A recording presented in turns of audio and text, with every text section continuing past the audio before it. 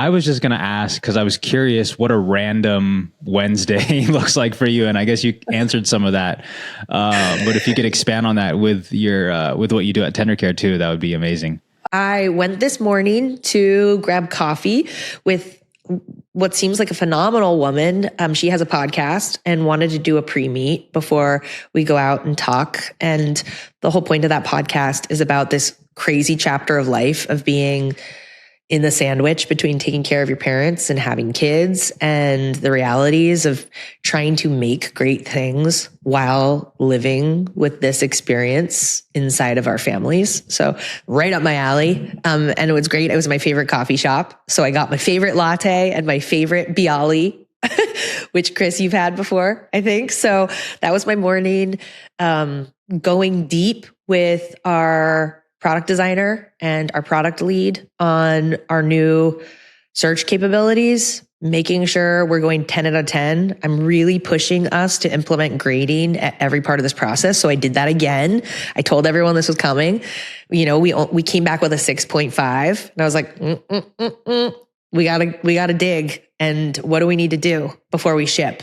Like, we got to at least get to an 8.5. Like there's some easy stuff here for us. So it was spending time on that, shipping that back out to product and design to go talk about. It was spending time checking in with a venture capitalist that I have a tremendous amount of respect for.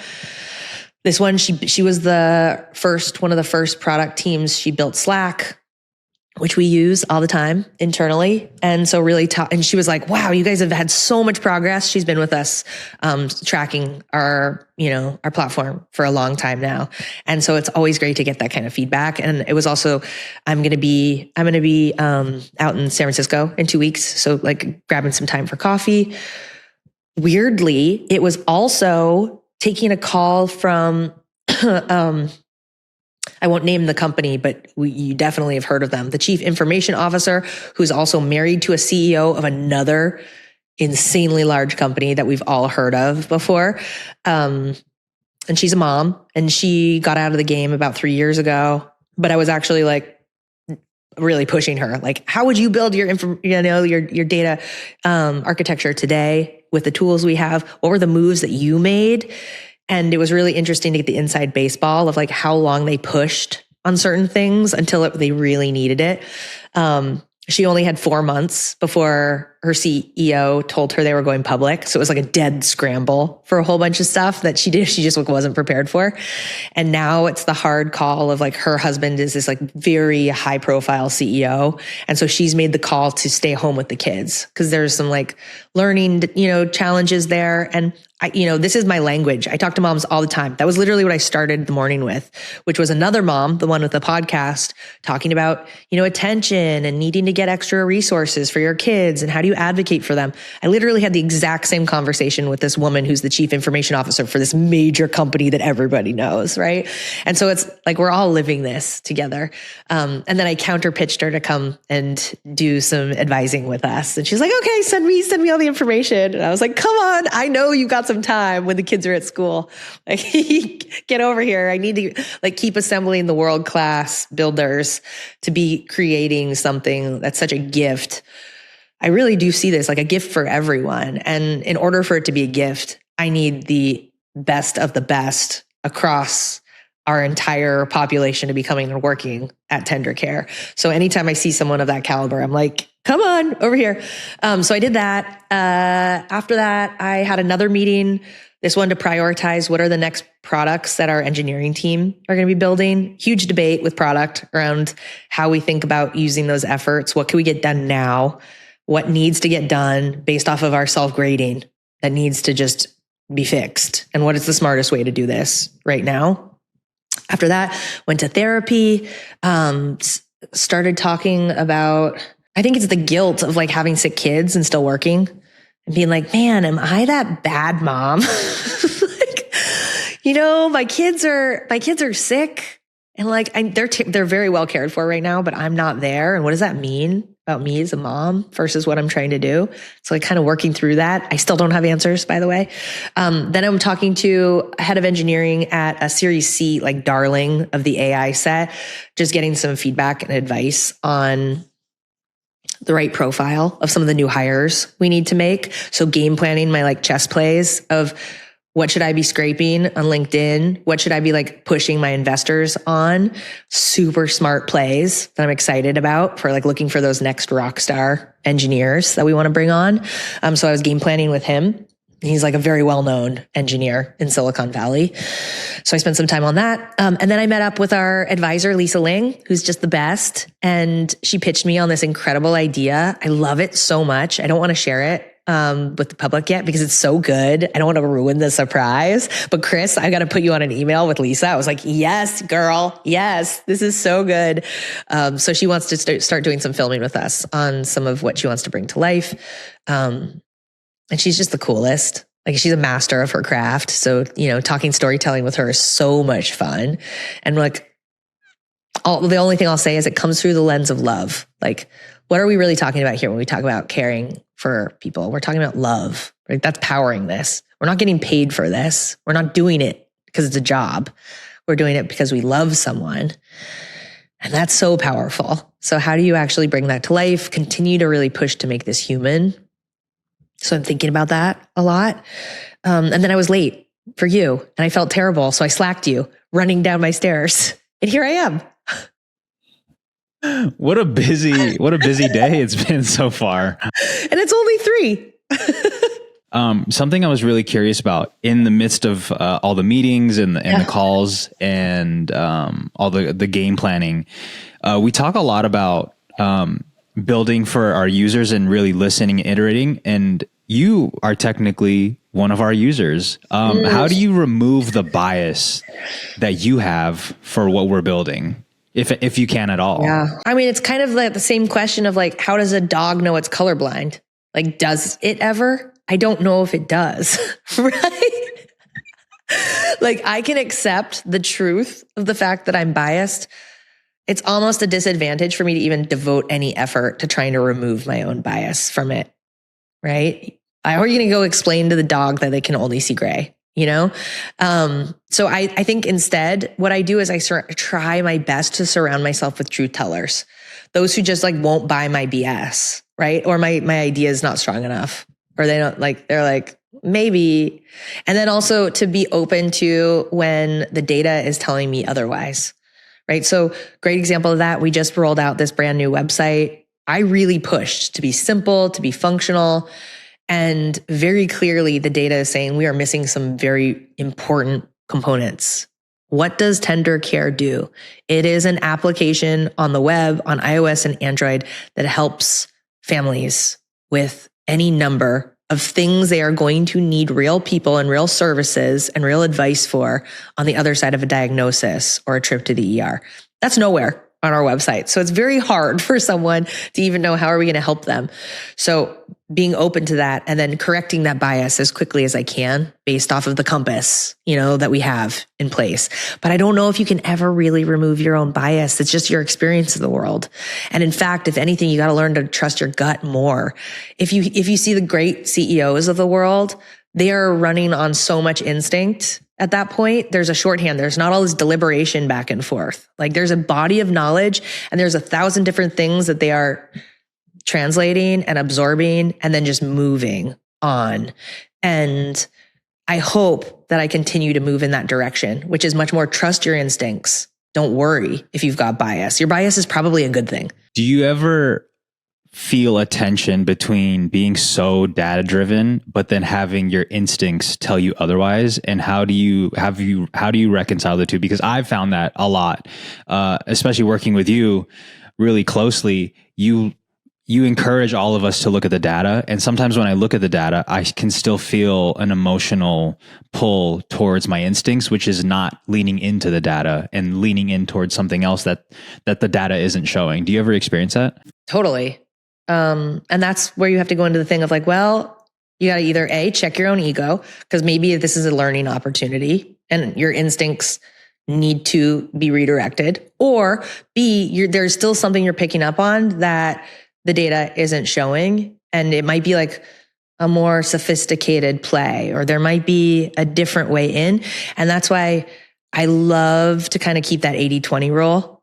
80%, like you really want to verify and feel like all like arrows are pointing to green.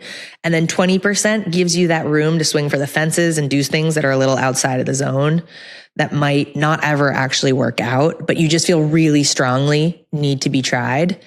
And so I don't think we ever want to create an environment which is just so data driven that we can't accept the fact that there may be new creative things that you may know that we should give space and room for, right? So that's sort of the rudimentary way of trying to create enough oxygen in the room so you can still go for those things, but that we don't go completely off a cliff because we're just like not paying attention to what the data is telling us, and we're, just going off of pure instinct, and we're not seeing any of the signs along the way that we should have turned back a little sooner. I try my best to not be so emotional. It's tough. I guess I'm starting to realize much more now how emotional I actually am, especially when looking at all the data that's pointing in a different direction that I'm not really comfortable with.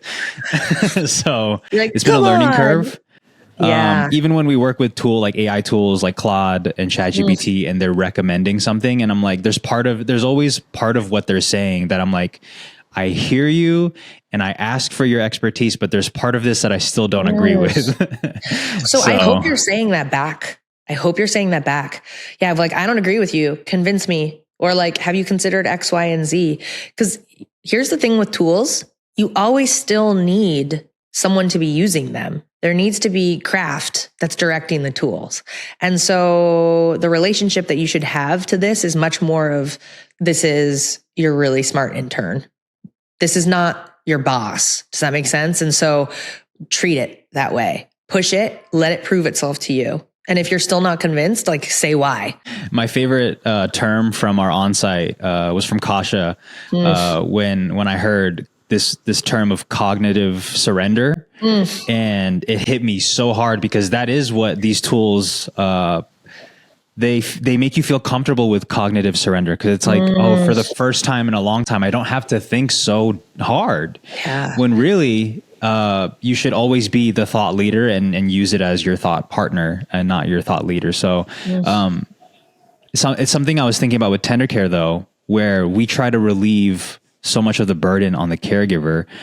Is there a part of us that doesn't want to give up too much cognitive surrender for the user? Does that make sense? Like where we're like doing too much for them? Like at a DNA level, disagree with some of the tech that's out there that is supposed to make you feel like less guilty that your loved one is alone all day. That like somehow talking to a robot all day long is going to somehow be just as good as connecting with a grandchild, and paying a visit on a Sunday.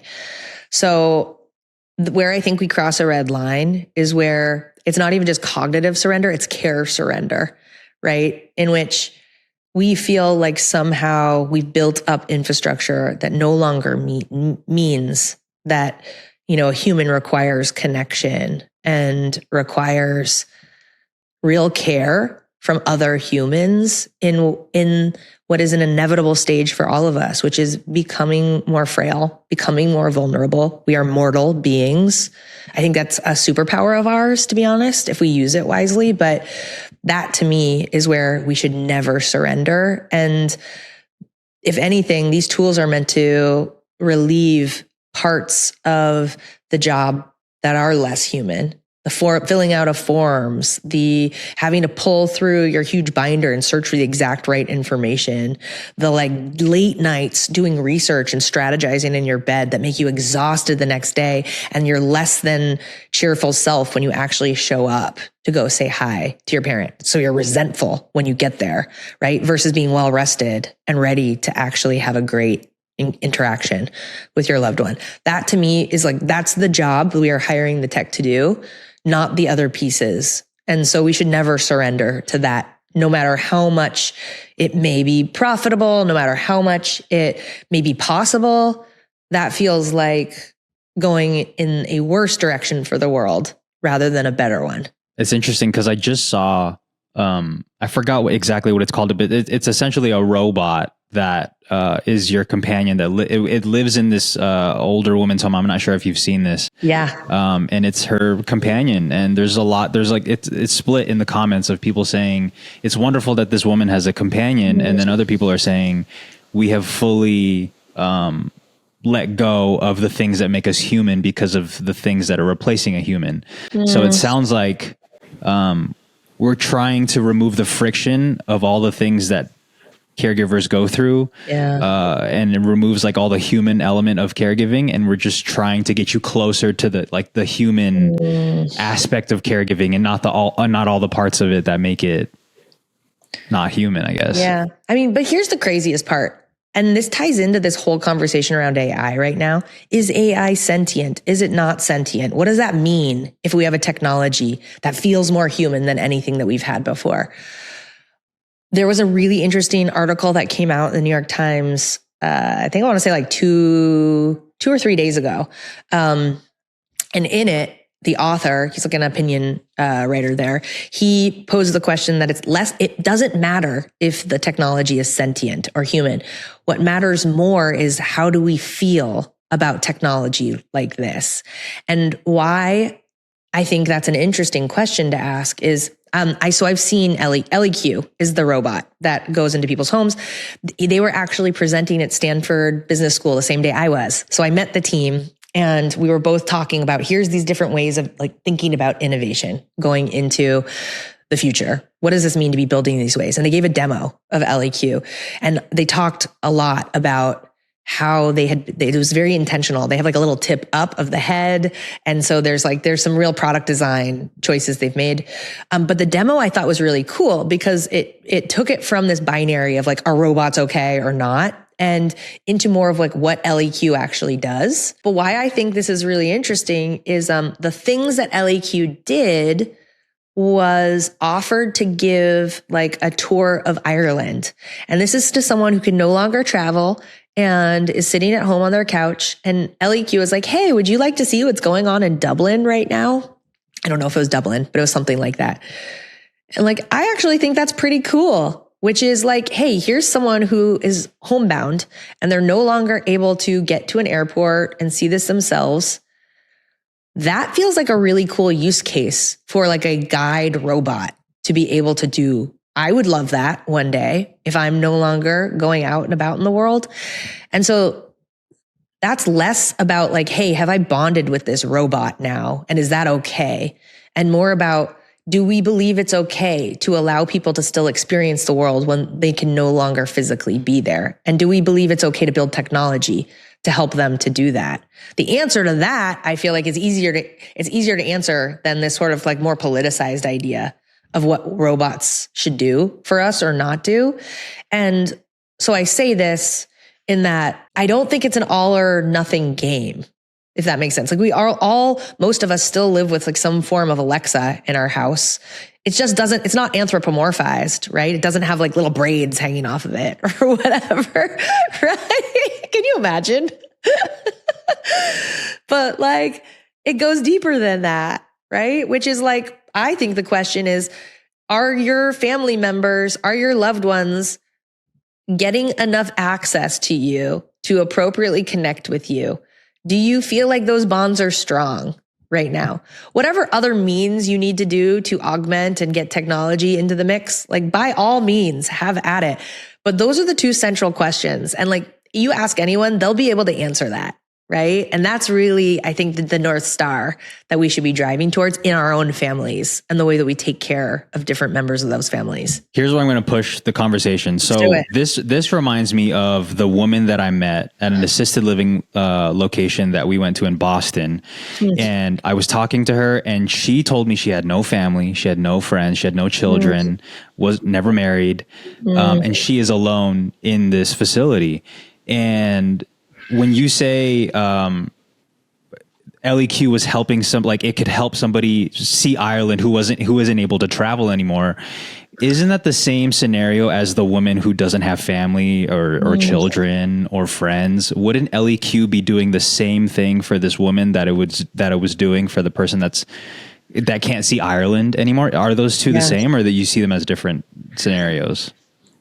I mean, I think they're different, because I think the question you're really asking is, does this woman who doesn't have family, which is like kind of the more known or more popular route to create connection in your old age, is she deserving of human connection, even regardless of having family? I would say the answer is yes. Like, I think as humans, we thrive and we prosper by having other humans around us. Can you get by without them? Sure.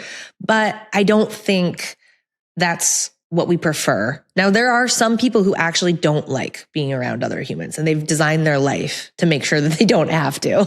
And you know what? Good for them. And if that is not what they want, no one's going to force that on them. But where I do think there is an obligation from, you name it, whether it's going to be your local community's Department of Aging, or, like even more like a federal level, or even like your local community, just your actual community, how it treats its seniors. There is a responsibility, I think, to create opportunities for that human connection, even into old age, for those who want it, right? Like, the only choice shouldn't be a robot in that regard. It should be like that, and right, all of these other meaningful opportunities. I think that's the sign of a healthy society, a healthy community. So if it's not going to come from your family, there's going to have to be a different channel that it comes through from. I believe that most humans, if I had to take a bet, most humans thrive more in community versus outside of a community and solo dolo. Mm-hmm. So, and I think it's important for people to hear your perspective as the CEO and founder of tendercare, who is very pro AI, very pro tech, to see what boundaries we're never going to cross. We're never going to replace the human in the loop that deserves to be in the loop, because there's no replacing that. Yeah. And that we are building tech, not to replace that, but to remove the gap between the human and human. So I thought it was really important for people to really hear your perspective as you lead the charge in this, as we create this category. It's really important, I think, for people to hear that, because a lot of people are scared. I see it in my comment section all the time of like, will tech replace us? Is AI coming to take our jobs? Is AI coming to take over the caregivers? Oh my gosh. I just think it's important. This is my favorite thing to talk about. You know why? Because there is no AI, there is no ChatGPT that is going to be able to deliver as much care and as much empathy as a professional care worker. Like, they just won't. And if anything, this is the group that should be like, nice, this is my moment. Like, there are so many professions, they should have, rightfully so, questions about what is that industry's future, because I think we've already seen this. These, ChatGPT, Claude, these are knowledge workers. So, if you're in a profession like a lawyer or someone who has made their mark in the world based off of a body of knowledge that they have access to that others don't, this is kind of a crazy, turbulent time, right? We're seeing this play out. However, delivering care, anything to do with health, to do with like really stabilizing our elderly, our frail, those who rely on others, this is a protected zone. And in fact, I think this is going to become even more valuable. There's going to be a premium on this. And so those who are worried in this particular space, who are out there providing care, helping take care of families, you are so good. You are rock solid. And there is no way, like, try and imagine this. What is ChatGPT going to do to help you get up off the couch?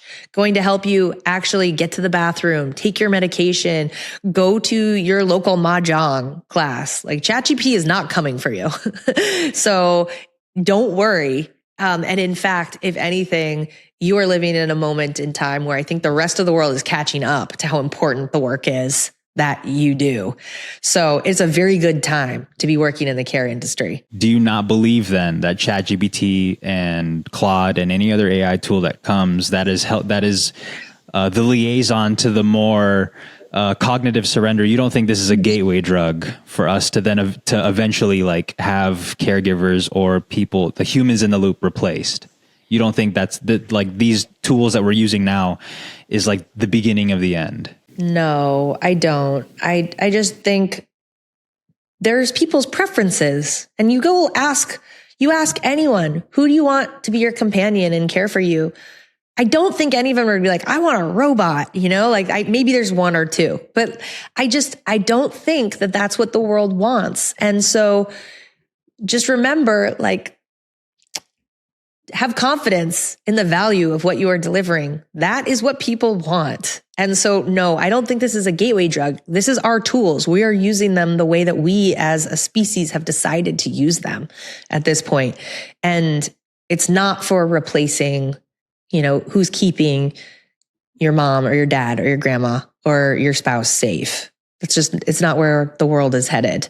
I think there's rightly so a lot of fear around so much change happening so quickly around all of this. And that makes a lot of sense. But I just feel like, if anything, what this should do is this should take some of the pressure off from what is already a series of what feels like impossible tasks, right? It's trying to keep people safe and trying to make more with less. That's kind of what's happening in the care industry right now. There's so much pressure, right? And so I'm really excited about being able to rise to the challenge.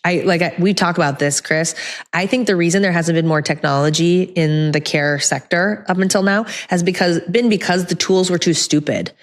Those who work in this industry are so much smarter than any of the tech that was out there. And so it was such a no-brainer not to use any of it, because it was so much better to just go to someone who had worked in the industry for 20 years and, do it through word of mouth and recommendations, because Google certainly wasn't helping, and I think we're at a moment in time in which, for the first time ever, the tools are now smart enough to meet the challenge of being genuinely useful to those who work in this industry, which is so exciting. They're genuinely useful to families too, in helping to find the right experts. They didn't even know the names of, they're like, I don't know, care.com. Is that where I go? I don't know. Right. And so it's so cool to be at a moment in which we're like, wow, I think we're earning our right to be useful. If you had to think back to when your dad was first diagnosed, what did your version of tendercare look like at that point, with all the the fragmented tools that you were using? I have it. I have it somewhere. It's this crazy looking slide. And it was it looks like a flower. It's like a bubble. It's like my dad. And then I have all these other little bubbles around it, which are his finances and his healthcare and his physical location and his to-do lists and bills that I have to pay. And it was all just sort of a dashboard that I would be able to look at and really quickly have some sort of a health score around. How well am I taking care of my dad? Are we in the green or are we in the red somewhere? It's a lot like our data reviews, honestly. What's working and what is definitely not working right now? How do we fix these different parts? That's kind of what I was envisioning, was what's a way for me to be able to take care of him better and not let any of these pieces that I might not be paying attention to wreck my whole family by being oops, that just cost us $200,000 because I didn't realize I could get that covered by insurance. That was dumb. I should have known. Well, it turns out it's really hard to know these things and know what's covered and what's not. So it's changed, but ultimately it's kind of the same mission, which is I have always wanted to give families, I wanted to make them into superheroes. They're coming from such good intentions so often. And it's coming from this place of love, of how do I love this person through acts of service? How do we make it that much easier for them to do this? That's always kind of stayed the same, even as the product has shifted and turned, as we've learned more about. I know way more about interoperability and data in the healthcare system than I ever wanted to know, ever, right?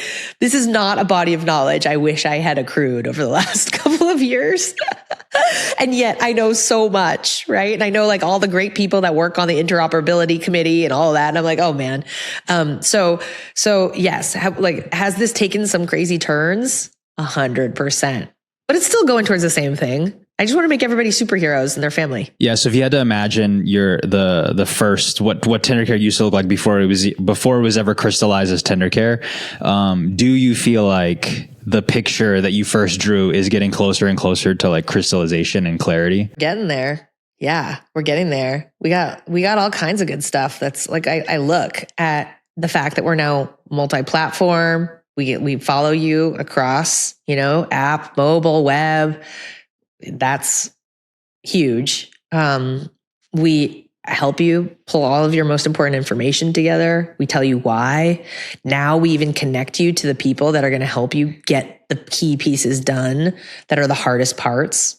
Moving your grandma out of her home, right? Or getting all of the legal documents in place.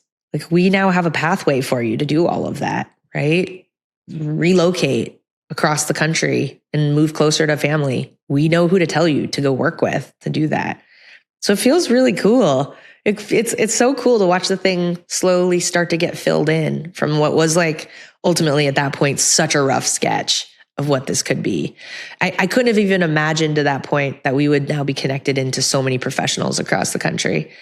Like, at that point, it was just a dashboard. So it's so much bigger already.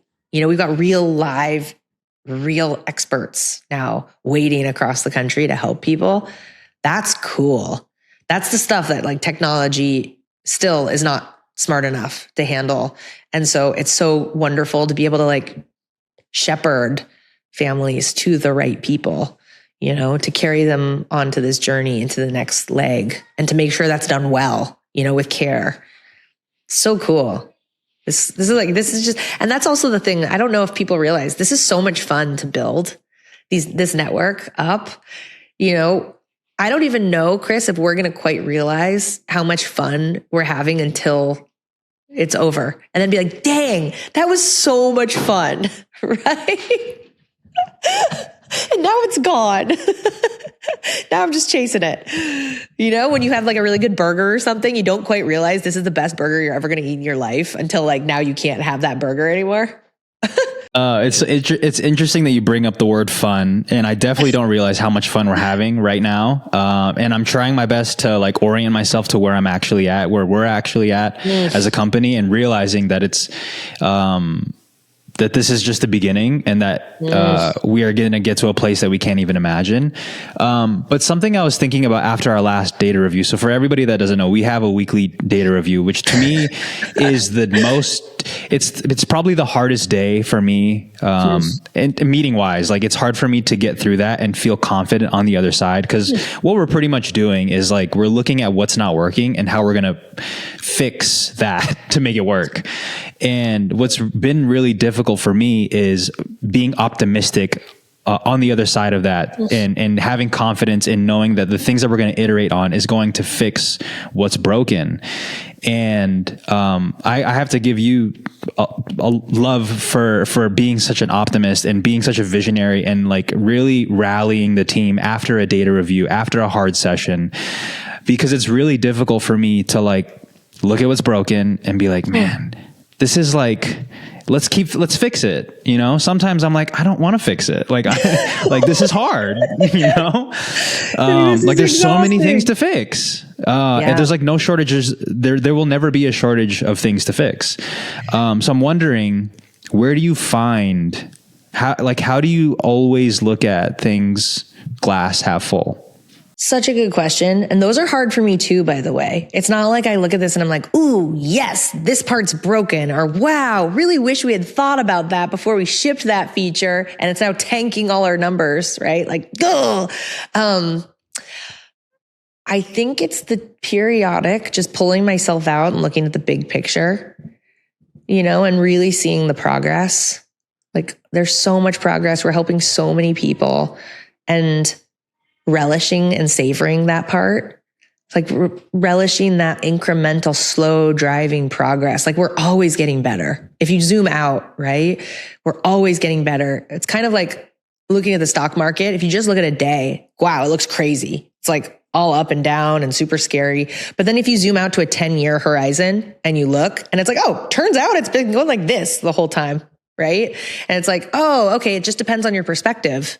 So when you zoom out and look, and you're like, whoa, this is wild, you know, how fast we're actually growing. That is incredibly energizing on the other side. But it's just as hard for me. You know, I'm a total perfectionist. Like, I want it perfect the first time. So it's really frustrating when you're like, wow, the ticket to this show is so many lessons and so many humbling lessons, you know, along the way as we're accruing our expertise and our right to be in everyone's life. It doesn't just happen. It's not a lottery. It's truly something you have to earn. So to have that kind of impact and scale at the level we're talking about, which is helping every single person who's getting older in the world, like that's really what we're talking about. That's a lot of earning our stripes to get there. So I think I welcome it. I welcome that invitation, because that's ultimately what it is an invitation to be great every day when you see something like that. Because once the problems stop, like that also means your impact probably stops, right? So I think that's the attitude that I get into when thinking about these things. But that doesn't make it easier, right? A good workout is still really hard. Like you're still going to go face plant at home on the other side of that. So data reviews are hard for me too. You look at the river on the Grand Canyon and like, well, who won? Clearly the river, right? Like, and that river just didn't stop. It just kept flowing for thousands of years.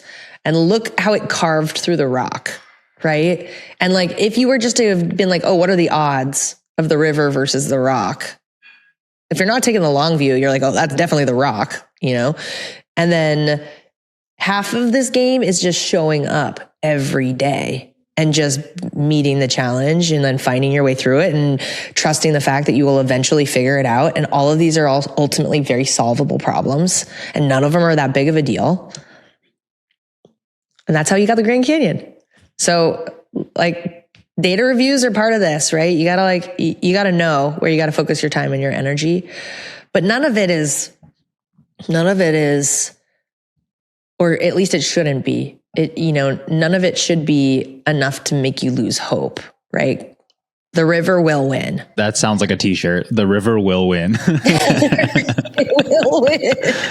Yeah. Yeah. And I also just think, if you are really trying to have an outsized impact in the world, you have to slay so many dragons to be able to do that. It doesn't matter in what space. And so this is just our version of those dragons. They show up every week for us. For sure. And some scary dragons sometimes. But I will say, I remember what I was talking about in my monologue. I was giving the team a ton of praise because like this would be impossible as a solo mission. Like it is no way. So the importance of having a really strong and supportive team around you is crucial. It's more than crucial. It's the only thing that's going to make this mission happen. When they landed on the moon, I've been to Johnson Space Center, and when you see the whole room, they've preserved it exactly for what it was when they were helping those astronauts get up there. And you had this like huge team of brilliant people all striving towards the same mission. And they pulled off something extraordinary, right? Like truly extraordinary, never before done in our species. And similarly, like this is as big of a challenge that we are up against. This is huge. This is so ambitious. We're not building some silly little app, right? And so I think the only way we have ever been able to get great things done is by working together as a team and with the right people in the room who understand that it is going to require the very best of them to pull this off. People who believe in themselves, understand what they're capable of, and then are able to support and lock in as part of a team. I'm so excited for the day that people tell the tendercare story and it's as simple as, yeah, this is the team that landed on the moon. And like you completely skip over like all of the struggles of landing on the moon. Like we say it like it's just like, yeah, we had breakfast this morning. That was gonna happen. Yeah, like I can't wait for that. Right? It's gonna be exciting. Oh my God. Yeah, this is so big. This is such a big thing that we are doing, and others recognize it too. And that's why it takes a brave individual to be willing to work on something this hard. Not everybody has the stomach for it to do this, similarly. So yeah, it's pretty cool. I can't wait for everybody to get their time in the sun for what we're pulling off here. It's really special. And I think it's because I already have that like crystal ball. I can see where this goes. That's maybe why it's so fun for me. Cause I'm like, oh, we get to live this. there's only a very few people, like group of people who actually know what it was like to pull that off on landing on the moon, right? And how special and how lucky to spend your life on doing something like that. Similarly, it's a very small team that we have here working on this. And like that goes for so many important things that are out there in the world today that we take for granted. Like there was a small team that created the Red Cross, right? Which now we take advantage, like we take totally for the fact that it's there and it seems like it's always been there. No, right? That was a team that was like, hey, this is super broken. We need to build something to fix this. So that, we talk about that right to be taken for granted. That's where this goes. So excited to be taken for granted. It's going to be the best. It's going to be the best. I mean, how do you recover? I'm curious on the other side of a data review like that. Like, what do you do to hype yourself back up again? That's a good question. I think zooming out really does help a lot because when you're so deep in the micro, you lose perspective on what the mission is really about and how far you have come. So I think zooming out, even though it is difficult in the moment after just like a super micro session, it's really hard to zoom out. But I think after a little time and, pinching a little bit, it's easy to zoom out. Yeah. I've got like a small child in the background who's like making himself be knowed right now, which is fantastic.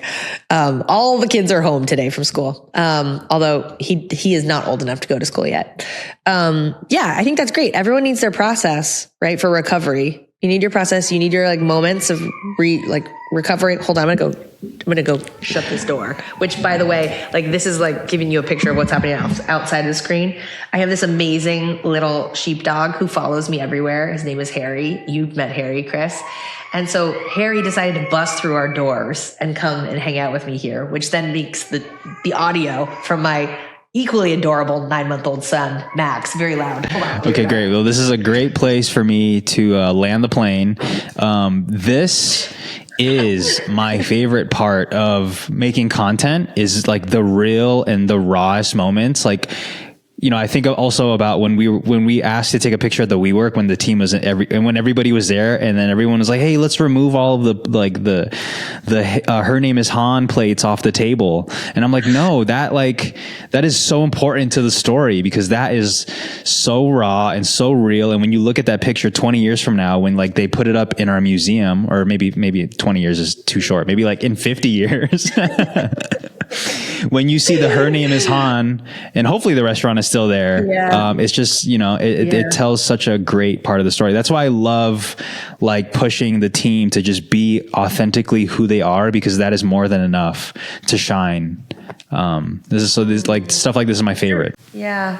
I love that. And I love the push. Don't hide the mess. Don't hide the lunch leftovers. I think it's such an important piece of helping us to tell our truest story. I do think though that we work amongst some real heroes, right? And like right now they're not known to most of the world. Like the ones who are like, yeah, sure, I'll design like the new system for how, families are going to like make sure that they are protecting their loved ones. That's a crazy thing to agree to do, right? So like Lindsay, I'm calling her out. She's just the most, you'd never know it, right? But she's just the most badass, courageous, incredible humans, and like stronger than 10 people you'd expect, like just so resilient and strong. And that's the best part of all this, is like really having the privilege of spending this much time with who I already know are heroes, and heroes for our community, for a greater society, and being able to clock so much time with you guys in the room, just building together, making things that don't exist yet. It's pretty cool. It's so cool. And I know you got to go. You got a screaming baby in the back. So we'll land the plane, and we'll see everybody next week. Okay. All right. Okay. Bye, Chris.